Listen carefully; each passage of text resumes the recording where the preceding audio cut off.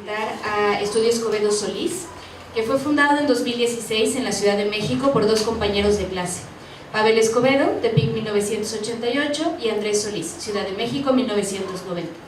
Su práctica se basa en una continua exploración de materiales, estructuras y sistemas constructivos que se direccionan a encontrar soluciones para cada situación en particular. Es a partir de las especificaciones de cada proyecto que se define el acercamiento al diseño y la construcción. El lenguaje arquitectónico se basa en una lectura sensible y en la interpretación de las características específicas de cada proyecto, tales como el sitio, el programa, los recursos humanos y materiales, los antecedentes socioculturales y la memoria. Hacer más con menos, tiempo, recursos e impacto, se ha vuelto un factor constante en su trabajo, una manera de lograr un fuerte lenguaje tectónico y sensorial, adaptándose a los tiempos y presupuesto de los clientes. Paralelamente a la práctica en el estudio, durante los últimos años, Pavel y Andrés han desarrollado la práctica académica en su alma mater. Del 2016 al 2020, en el taller de proyectos de la Facultad de Arquitectura de la UNAM. En el año 2019 fueron invitados como profesores para el workshop WABE 2019 en la Universidad UAB en Venecia. Su práctica ha sido reconocida por diversos premios, incluidos el Holcim Awards for Sustainable Architecture 2014, el MoMA Young Architects Program 2016, The Emerging Voices 2020, por el Architectural League of New York and Fritz Hoeger Prize en el 2020. Su obra se ha expuesto en el Museo de Arte Moderno de Nueva York, el Museo Maxi en Roma, la 16ª y 17ª Bienal de Arquitectura de Venecia, la Galería de Arquitectura Liga DF y la Bienal de Arquitectura Latinoamericana de Pamplona en 2023. Bienvenidos.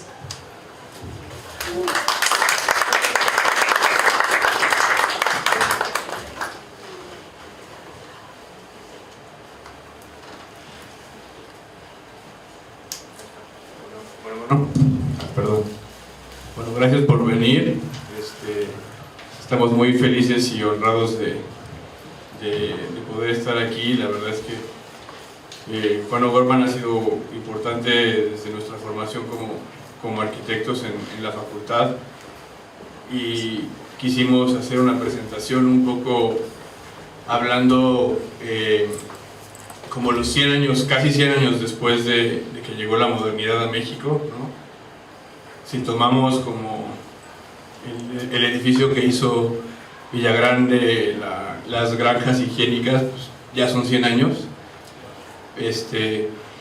Pero a diferencia de Villagrán, yo sí creo que O'Gorman llevó el lenguaje arquitectónico y también una ideología política muy fuerte con lo primero que hizo, y lo llevó a distintos lugares. Siempre lo vio como una forma, vio la producción industrial como una forma también de producir más eficiente, más barato para la clase trabajadora. Hizo muchas propuestas de vivienda social, incluso sus casas, aunque no son necesariamente de vivienda social y para los obreros, sí tienen los espacios, la austeridad en la construcción, la claridad de lo que trataba de expresar en la técnica, ¿no?, de los materiales. Creo que sí tiene mucho que ver, y ha influenciado mucho, ¿no?, después a otros arquitectos modernos, y obviamente eso ha llegado hasta nuestros días. Y bueno, el título que pusimos de máxima eficiencia con el mínimo de recursos era una frase que no necesariamente acuñó O'Gorman, pero la puso en práctica, yo creo que de la mejor manera en México. Y también un poco ese primer lenguaje que tuvo O'Gorman con estas casas que pues en ese momento estaban totalmente fuera de contexto con lo que estaba alrededor, ¿no? Estos sistemas constructivos solo se usaban en las fábricas, en la industria. Creo que, o sea, llevó este lenguaje ya no nada más a los arquitectos, sino que se volvió parte también, y como dijo, también él se prostituyó un poco entre los desarrolladores, entre también ingenieros y la autoconstrucción. También la gente que no tenía para pagar a un arquitecto y que vivía en las periferias adoptó estos sistemas constructivos, este lenguaje moderno, para hacer vivienda en las ciudades de México, no nada más en la Ciudad de México, y creo que eso es donde estamos ahora. ¿Podemos cambiar, por favor? Justo este mural de O'Gorman que un poco habla de ese primer optimismo de posrevolucionario, ¿no? De construir la ciudad moderna, con este plano de la Ciudad de México de 1540, de un español, Alonso de la Cruz, de Santa Cruz, como cuando todavía se ve, por ejemplo, los lagos en la parte de abajo, y digamos todo el valle, la cuenca de los lagos con el eje volcánico transversal al poniente, los volcanes, el Popo y el Ista, y bueno, justo esa vista viendo hacia el oriente, que en ese momento pues todavía no estaba poblado, ¿no? Todavía no existía Ciudad Neza, estaba empezando a crecer la ciudad, y la forma de hacerlo pues era con este nuevo lenguaje y esos sistemas constructivos, ¿no? Siguiente. Y un poco como pues, en este contexto y este optimismo que se tuvo para crecer la ciudad, que bueno, en los 50s, en los 30s, pues la ciudad creció muchísimo, de los 30s a los 60s, no creo que duplicó su tamaño. Y podemos cambiar la siguiente, por favor. Y un poco esta foto satelital es esa misma pintura en la actualidad, con el 100 años después de la modernidad, y cómo todas estas manchas urbanas que han crecido pues también han impactado mucho en cómo se ve la ciudad. Y no sé si O'Gorman la imaginaba así, yo creo que no. Tampoco creemos que podemos ser un poco más optimistas y pensar un poco como el O'Gorman joven, y en esa realidad de ahorita se encuentra nuestra arquitectura. Vamos a hablar de 2 viviendas, 3 viviendas, una de ellas una intervención y otra escuelas públicas, que también pues O'Gorman hizo escuelas públicas increíbles en la Ciudad de México, y mucho de lo que él hizo en esos prototipos también nosotros lo retomamos a la hora de diseñar, ¿no? Entonces vamos a empezar.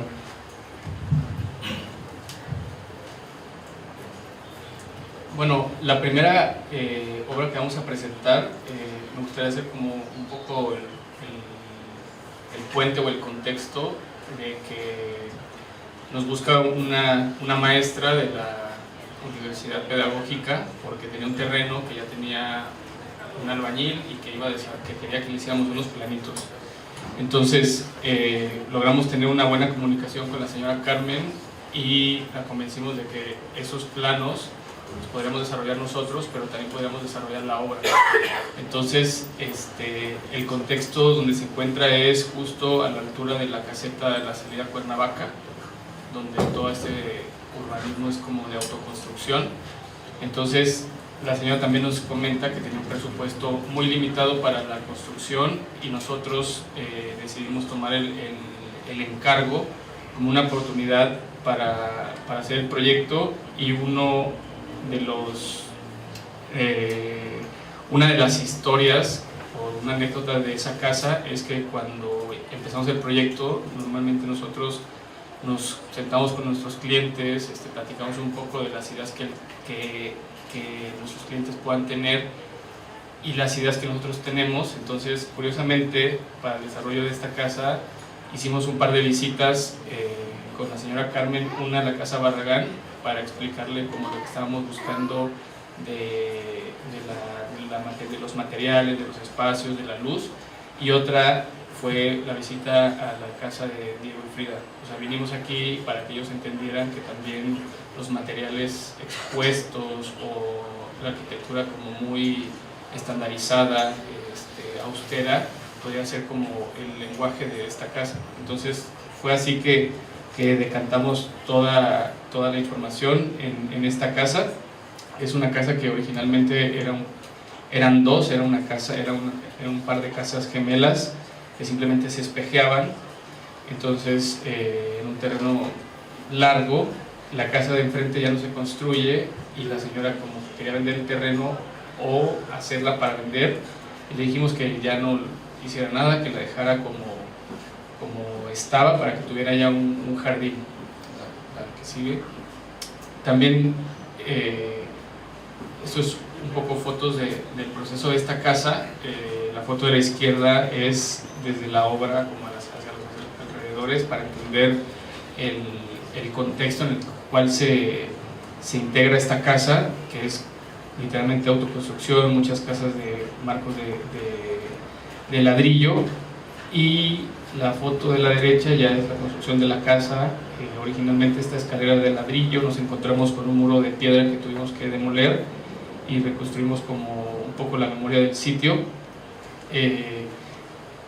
Sí hay mucha influencia de Juan O'Gorman, o al menos del pensamiento moderno que él tenía en la época, y yo creo que más, como mencionaba Andrés, por la situación económica actual de México, que más como que una postura estética. Entonces antes era como una postura también económica, y que ahora pues yo creo que no cualquier cliente se pueda animar a hacer una casa como el estudio de Diego y Frida, salvo que no tengan recursos. Solo así lo entienden, con la escasez, con la austeridad, pueden entender como esta posibilidad de construcción. Estas son las plantas arquitectónicas. La de arriba es la planta baja, casi que la casa se vive alrededor de un patio que conecta comedor-cocina. Es un espacio de 9 metros de largo por 6,5 de ancho, menos el patio. Es una casa muy compacta. En la franja superior se encuentran los servicios: cocina, terraza, escalera, medio baño, el acceso. Y en la parte de arriba esos servicios se convierten en la lavandería, un vestíbulo estudio, el cuarto de baño y 2 cuartos sobre los espacios principales. Y con esta, la que sigue por favor, ese es el corte. Creo que esto ya se puede hacer un poco más chica el zoom, como que no se...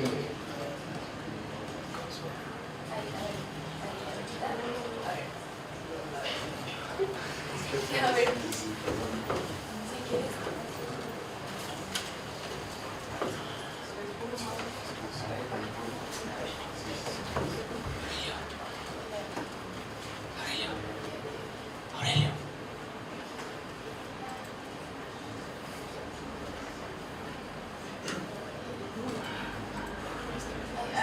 Sí, yo creo que está bien así. Un poquito más.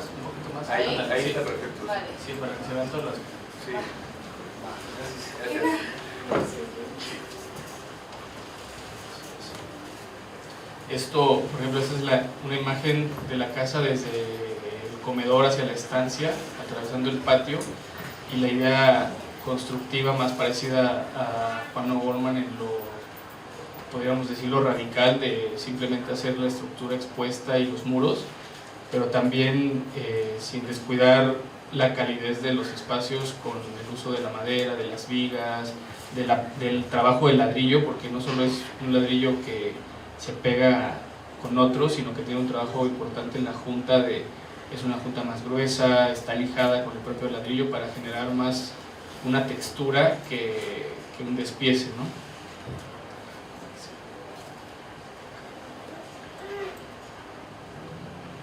Una foto desde la parte de atrás del patio, el interior de uno de los cuartos.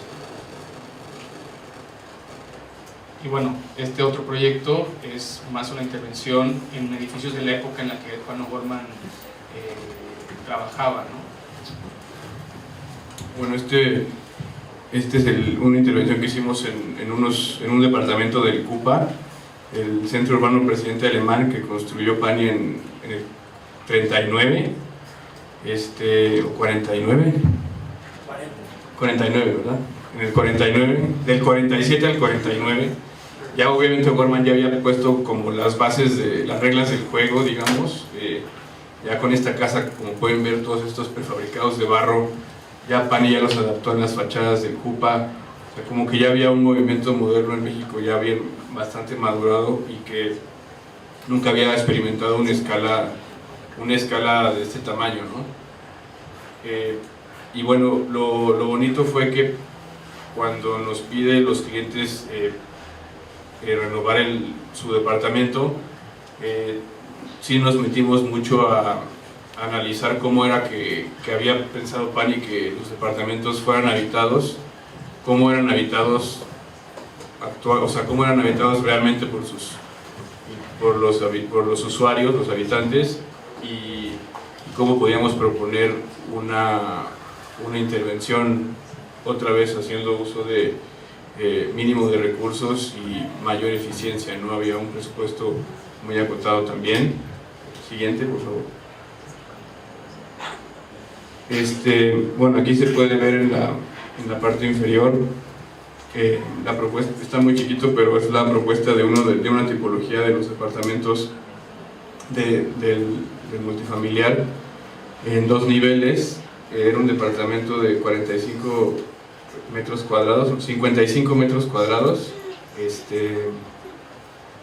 y un poco tenía unas dimensiones, siento como un poco castigadas, y sí, yo siento que estaba visto como un poco más para una clase trabajadora más burguesa europea que la clase trabajadora mexicana, donde pues cuando estuvimos allá construyendo, hablando con varios vecinos, pues nos contaban que la mayoría de los depas habitaban 8 personas, por ejemplo, y en este caso pues la recámara principal medía 250 por 350 más o menos, y luego había una recámara secundaria que era casi un pasillo, ¿no?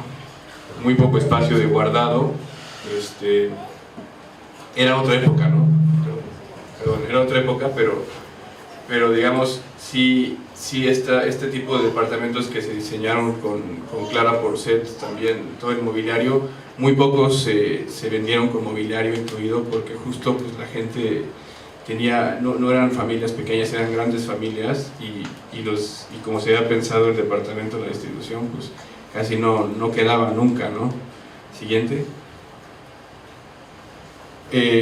Actualmente, por ejemplo, cuando fuimos a ver el estado actual del departamento donde vivían los clientes, pues era el acceso por el comedor y la cocina, donde ya había un refri aquí que no estaba proyectado en un principio, no estaba tomado en cuenta todavía un refri para esa época, para edificios de interés social.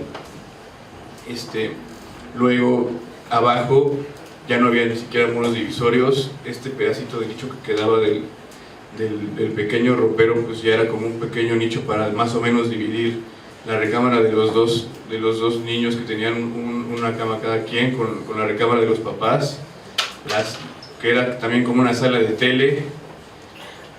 Abajo de la escalera tenían las bicicletas, y en el baño tenían la lavadora, porque antes, cuando se diseñó el CUPAC, había un sistema de lavadoras en planta baja que podían usar todos los vecinos, creo que por muy poco dinero, pero cuando ya el CUPAC ya no lo administra el Estado, entonces ya pues cada quien sálvese quien pueda, y la gente tuvo que comprar sus lavadoras, muchos de ellos, y pues ellos la metieron en el baño, ¿no? Entonces lo que hicimos más que nada fue un poco entender esa dinámica de cómo vivían, qué es lo que necesitaban cada uno, que tuviera, como los papás un escritorio, los hijos otro, porque el proyecto se dio justo en la pandemia, entonces era cuando todo era en línea y todos tomaban sus reuniones y la clase y todo en el comedor. Sí. Bueno, voy a hacer un paréntesis más que del proyecto para no interrumpir a Andrés, que fue muy interesante este proyecto porque normalmente antes de la pandemia esta familia, su casa era su dormitorio, todo lo desarrollaban afuera. Entonces cuando se vieron obligados a que en la pandemia era 24/7 ahí, fue que nos buscan para tener privacidad y adecuar su vivienda. Sí. Y bueno, lo que hicimos fue básicamente dividir todo con un muro que fuera también guardado, porque no tenía nada de espacios de guardado. Aprovechar los nichos que generaban los muros divisorios para en el fondo de donde estaba la cocina meter la lavadora y las bicicletas que estaban abajo de la escalera. La escalera original de Pani la hicimos mucho más aperaltada para ganar este metro cuadrado digamos en la planta de acceso y poder sacar la cocina al otro lado y tener también abajo un espacio mucho más cómodo para tener una sala de televisión, un espacio común, y las dos recámaras, las de los hijos en una litera con su escritorio y los papás con el escritorio en su recámara. Todo esto es un closet común, aquí se pueden cerrar y vestirse, es como un vestidor, y pues el baño también ya sin la lavadora ahí queda mucho más cómodo. También hicimos algunos cambios de pisos, metimos un terrazo blanco para meter mucho más luz, tenía un linóleo original muy oscuro y en algunos pedazos tenía laminado. Remodelamos el baño, toda la cocina, y también aprovechando estos ductos de ventilación, cambiamos algunos pedazos de muro, que eran muros divisorios muy delgados como paneles de yeso antiguos que ya ni siquiera se venden, por vitroblock, que era un muro igual para no abrir ventanas hacia allá, pero sí tener un poco de luz de lo translúcido que pueda filtrar el vitroblock. Siguiente. Y bueno, esa es la maqueta de trabajo, que justo ahí trabajamos toda esta idea de que el mueble que divide, pero que también es muro, y se transforma en la litera, se transforma en el escritorio, como si fuera un espacio, un mueble continuo que respeta también las alturas de las traves. De este lado tenemos el comedor, que pues es por ejemplo la mesa original que tenían ellos con sus sillas, y lo único que hicimos fue hacer este trinchador y esta pequeña banca que también es baúl. Y aquí se ve este espacio que ganamos de la escalera también. Esta parte de acá, esa superficie, digamos, de la parte de arriba de la escalera, es la escalera de la vecina, que como tiene su lavadora en la cocina, a veces escurre agua y les chorrea a nuestros clientes. Entonces esta, digamos, malla de acero galvanizado era también, como tenía un uso práctico, que era que el agua que escurría de la señora, como es una escalera de madera, nada más que tapando también los pedales para que no se vea, se escurría, metimos esta rampita para que otra vez el agua se volviera a quedar en su departamento en la parte de acá abajo, y metieron un poco más de luz también a la escalera. Siguiente. Bueno, originalmente era de madera. Sí. No, la propuesta era de madera, íbamos a poner esa como la solución solo del agua, y ya cuando la vimos en sitio la dejamos tal cual. Pues esta es la sección justo del cambio de la escalera para aperaltarla más, ganar este espacio en planta alta, y en la planta baja tener este sofacama, como sala de tele. Siguiente, por favor. La nueva cocina, el espacio de la escalera debajo, ¿no? Con esta como sala de TV, al fondo está el vestidor común. Siguiente. Este es el escritorio y el cuarto de los papás, que también pues un poco la pieza de madera se adapta un poco a toda la estructura y a todos los nichos que tiene la preexistencia, ¿no? de Pani. Sí. Este es el escritorio de los papás viendo hacia el jardín del Cupa, todos los jardines. Y este es justo el cuarto de los hijos, como antes y después de la transformación. También quitamos todo el yeso, por ejemplo, de la estructura, que nos gustaba mucho la duela, digamos, la cimbra enduelada que tenía el edificio y que se ve en los pasillos, pero que ya en los departamentos se tapa de yeso. Siguiente.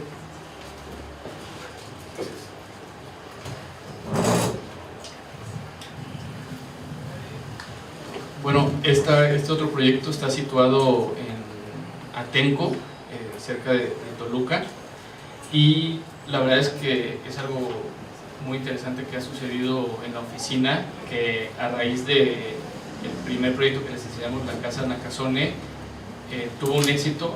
El proyecto, como fue muy visible en las redes nacional e internacionalmente y fue reconocida, Y entonces algo muy interesante es que al día de hoy nos siguen buscando por esa casa porque los clientes como que es, ¿cómo decirlo? Como que tuvieron un contacto con la casa o con la arquitectura como si fuera no un bien de lujo, sino como algo accesible para un cliente. Entonces los clientes nos buscan, vimos ese trabajo, nos gustaría hacer una casa porque tenemos un presupuesto también muy ajustado, pero vimos que ustedes le sacaron provecho, quisiéramos hacer una casa con ustedes.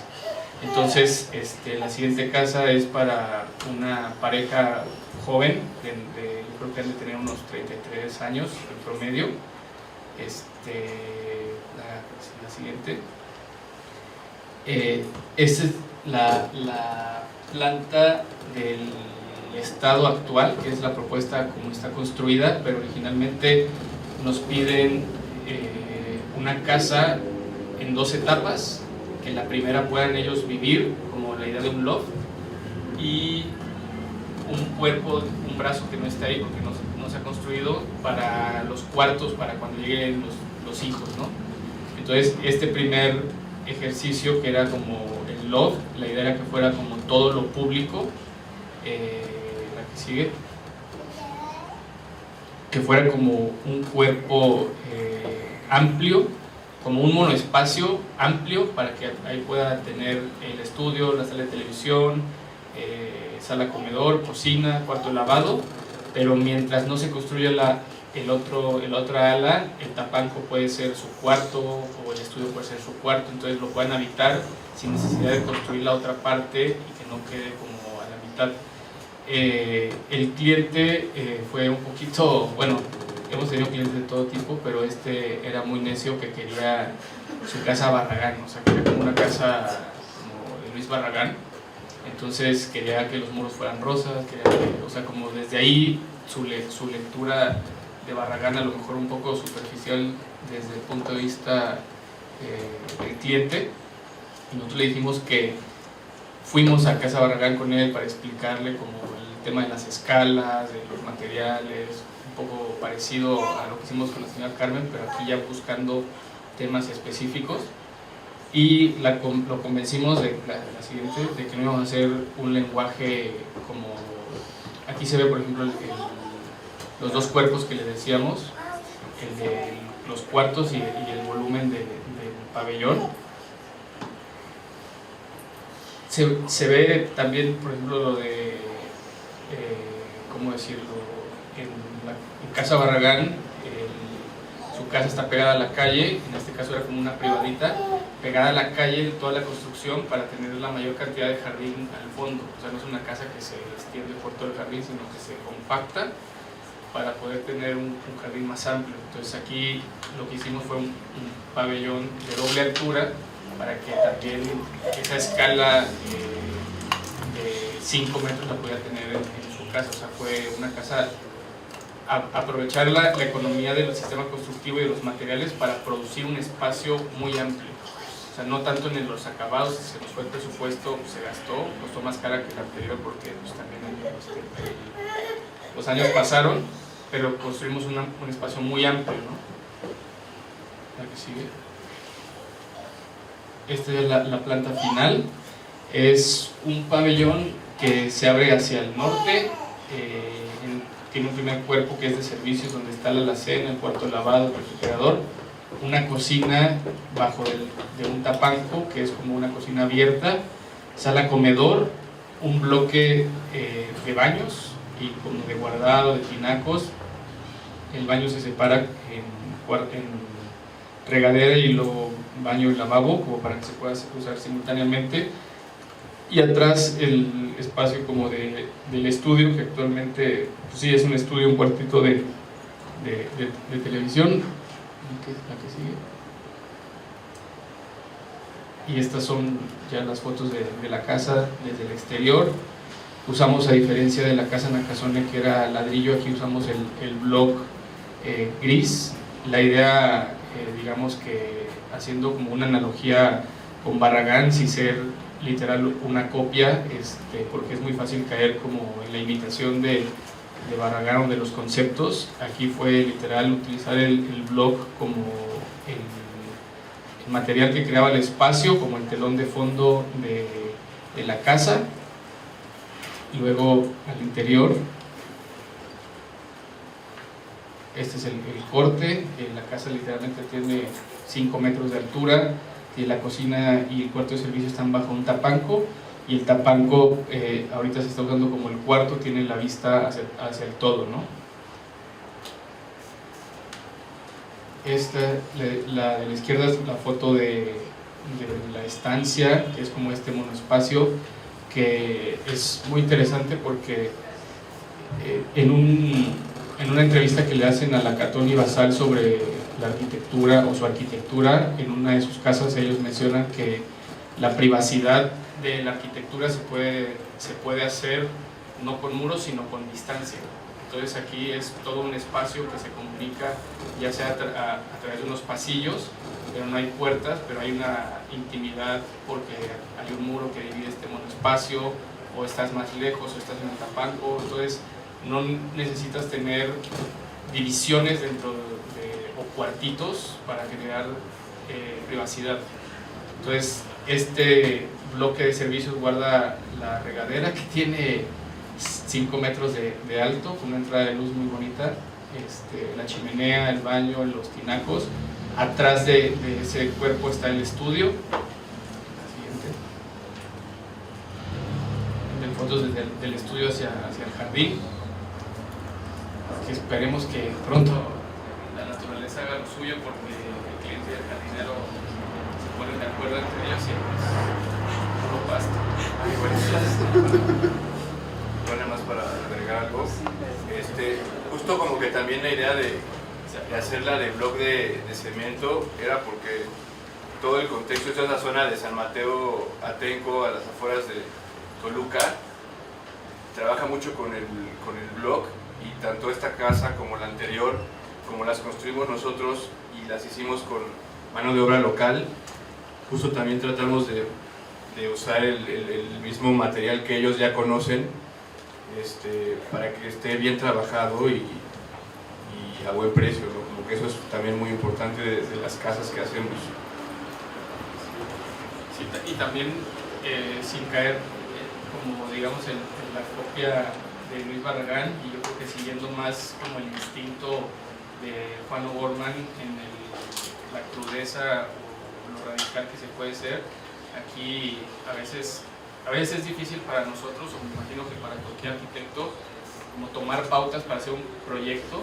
Entonces ahora, si vas a hacer una casa de ladrillo, es ladrillo, o si vas a hacer una casa de tierra, es toda tierra, si vas a hacer una casa de concreto, es de concreto, o cuál es el concepto del material. Y aquí la idea fue, mezclamos el block con un ladrillo que le diera color al interior, más una bóveda de ladrillo, o sea, como que un piso igual tecnificado pero de barro, o sea, como que también en ese sentido parece que es muy obvio que lo puedes usar uno con otro, pero no lo hacemos comúnmente en la práctica porque estamos como tal vez muy estigmatizados en que tenemos que ser de un solo material para que las cosas cobren un poco más de sentido, y creo que en este caso el contraste hace que los dos materiales cobren una mayor relevancia, ¿no?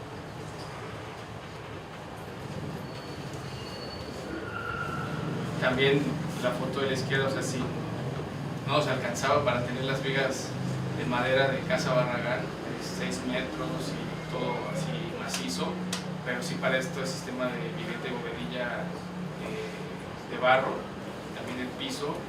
Entonces sentimos que sí le pudimos dar a la casa como un espíritu que el cliente quería, sin darle como una caricatura, ¿no?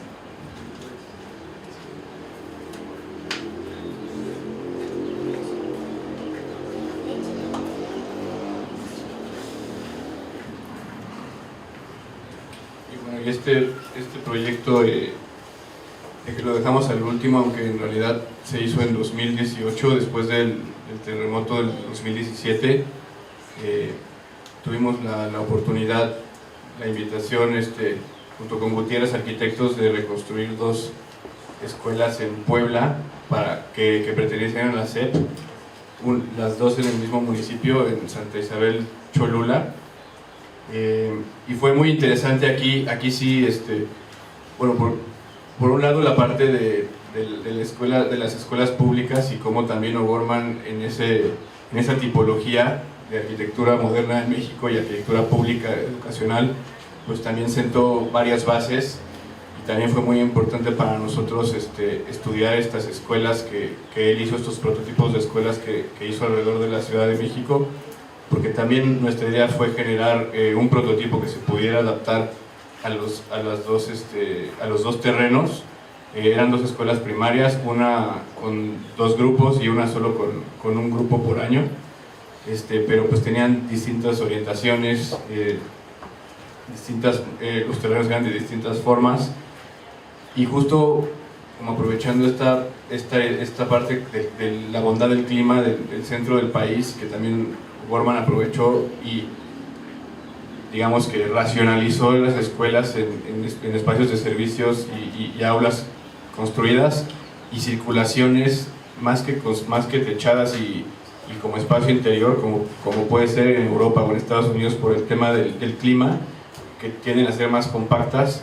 En este caso pues se aprovecha mucho el clima para tener pórticos, ¿no?, en circulaciones. Entonces digamos que esos dos elementos, el pórtico semiabierto para las circulaciones y volúmenes que tuvieran aulas o oficinas o partes de servicio, cafetería, como el espacio techado, fue lo que definió digamos la estrategia para generar estos prototipos. Esta es una de las escuelas, la de Santa Isabel Cholula, y también es interesante cómo un poco también el mismo contexto de que fue terremoto, que había una urgencia de tiempo, que se había destruido, y un poco también la realidad de estos pueblos semirurales, ya donde antes había todo un montón de casas de adobe, ahora ya casi no hay tantas, pero sin embargo hay mucho material industrial.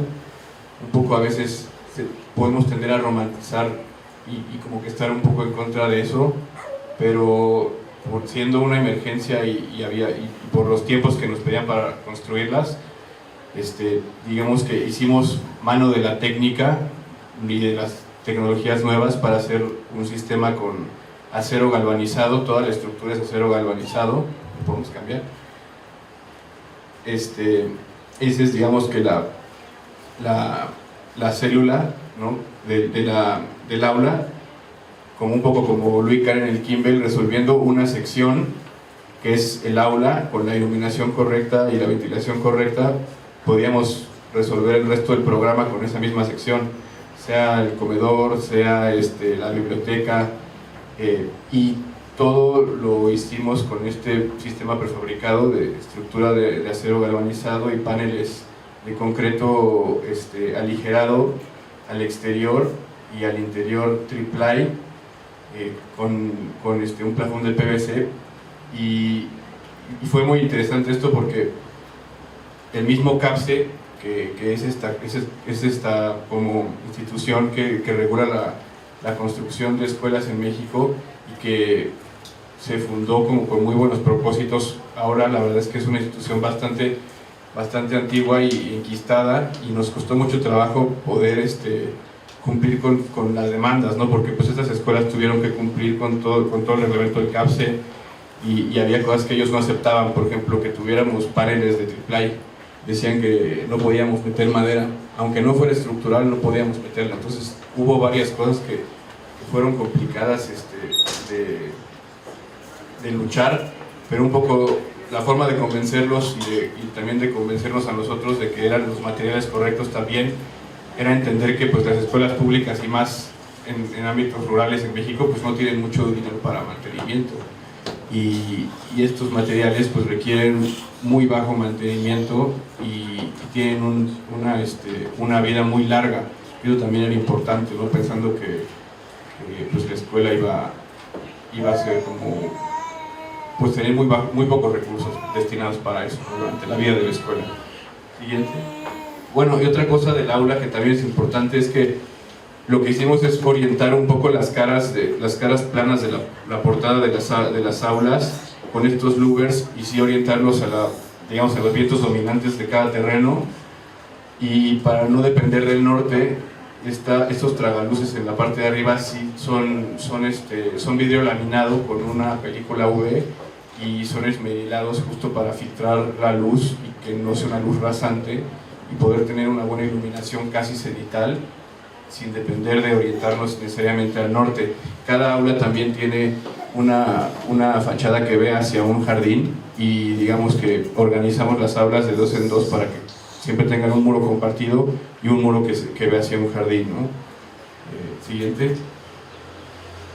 Bueno, un poco estas son fotos de la construcción, que todo fue súper rápido. Se armó primero en un taller, luego ya se trajo el sitio y todo se hizo como desmerilar no se puede soldar, pues se hizo todo más rápido todo, con tornillos. Siguiente. Este es uno de los prototipos, ¿no? Que tiene, respetamos, bueno, este volumen de aquí grande, que es como un galpón con una cancha techada, ya existía y sobrevivió al temblor, y la estructura estaba bien, entonces se conservó como la cancha techada, y estas 2 aulas se convirtieron en la parte administrativa de la escuela, y hicimos que toda la escuela tuviera aulas nuevas, que son estas de acá, que se articulan por digamos, este patio central, que a su vez tiene estos jardines laterales, que son las vistas de las aulas, y de remate está la biblioteca, y este es el módulo, digamos, de servicios con cafetería y baños y cocina, que divide la plaza cívica del área techada. Siguiente. Esta es la José María Morelos, que es la que acabamos de ver. Esta es la plaza de acceso. Este volumen de aquí tiene el comedor, baños y la cocina queda aquí atrás, con un acceso de servicio lateral. También la modulación, digamos, del panel con ese ritmo horizontal era para modular ventanas. En el caso de los baños teníamos un módulo, en el caso de las aulas tenemos 2 módulos y a una altura de la vista de los ojos de los niños. Entonces también toda esa parte de la modulación y estandarizar ciertos elementos nos permitió simplificar mucho los proyectos a la hora de diseñar y de construirlos. Por ejemplo, este volumen que es de servicios no tiene la iluminación cenital, porque aquí hay unos tinacos y todo arriba de los baños, y la parte del comedor la abrimos mucho más porque pues, era una actividad que permitía como esa más transparencia. Entonces aquí es otro tipo de luz, por ejemplo, no todo tiene la misma luz. Siguiente. Ese es el patio central de la José María Morelos con los niños. Pavel dice que cuando le tocó ir que se salían por las ventanas. Estaba muy padre porque daban el timbre y las ventanas quedaban a su altura, entonces se escapaban. Siguiente. Bueno, esa es la misma foto, pero ya en el atardecer. Esta es la otra, ¿cómo se llama? La otra escuela. Aquí el terreno era diferente, pero teníamos la misma estrategia de una espina dorsal, de una aporticada que distribuyera todas digamos, las 6 aulas de primero, segundo, tercero, cuarto, quinto y sexto, aulas de computación, espacios polivalentes, y este primer brazo era el brazo administrativo, que también era la recepción de la escuela, el acceso por la bahía, la plaza cívica, y este volumen de aquí que era la cafetería, baños y cocina, que era el volumen de servicios, dividía la cancha de fútbol y la cancha digamos dura, la plaza. Siguiente, por favor. Este es ese acceso desde la calle, la primera plaza, misma estrategia, mismo sistema constructivo. Se hicieron no en 6 meses, pero casi, ¿no? Como 7, ambas. Siguiente. Esa es la plaza cívica dividida por el comedor, otra vez el comedor con esa transparencia hacia los 2 espacios, digamos, recreativos, los jardincitos que quedan entre las aulas. Siguiente, por favor. Y digamos la parte de la cancha de fútbol, ¿no? Y como toda esta parte ya rural de alrededor, que también creemos que, aunque tienen materiales muy diferentes, sí tiene una escala que se inserta muy bien, digamos, al contexto de ambos pueblos.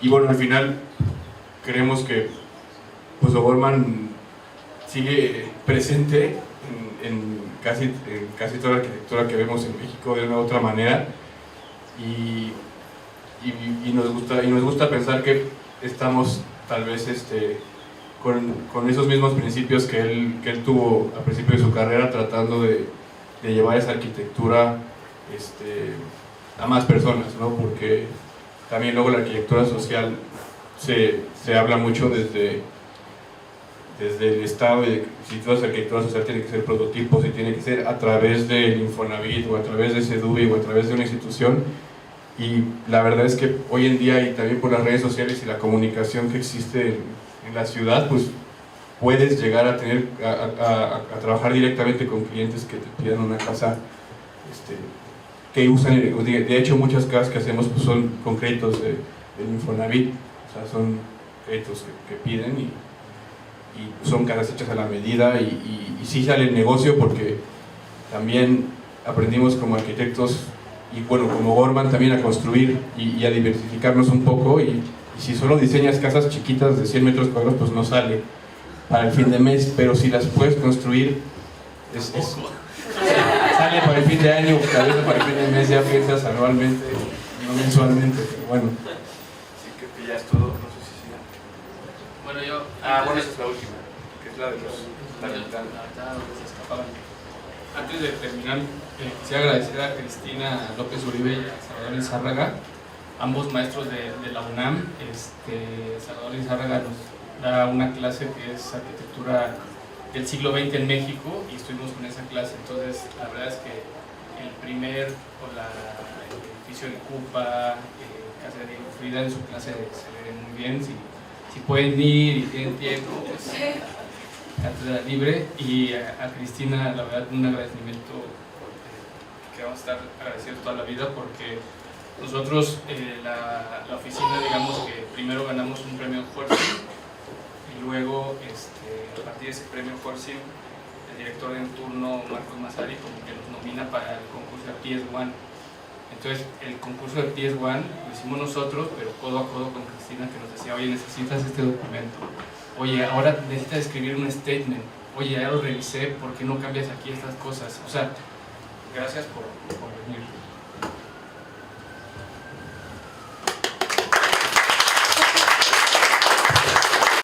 Gobierno de México.